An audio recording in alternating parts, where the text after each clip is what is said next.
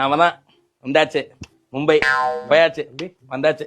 சைடுல ரைட்டு போயாச்சு. என்னாச்சுப்பா? என்னாச்சு? தண்ணி கொண்டாங்க. இல்ல தண்ணி சும்மாதான் நம்ம தான் இங்க இருந்து போவேன். பாத்துருக்கேன் நானு. சைடுல வருவேன்.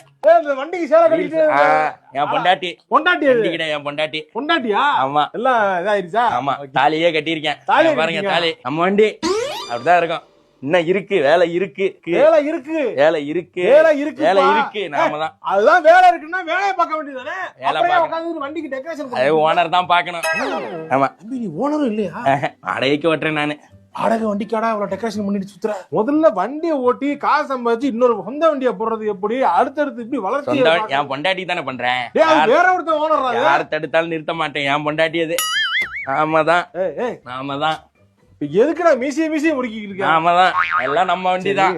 ஆனா என்ன வண்டி இன்ஜின் தான் சீஸ் ஆயிடுச்சு. சீஸ் ஆயிடுச்சு. ஏப்பா என்ன சீஸ் ஆயிடுச்சு? வண்டி சீஸ் ஆயிடுச்சு.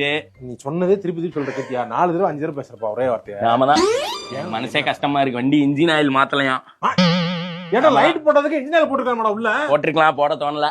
ஏன்? டீசல் போடுற காசுல தான் எல்லாம் வாங்கி மாட்டேன். வரீங்களா? வாங்க. நாம தான். வாங்க. ஐயோ நாமதான்.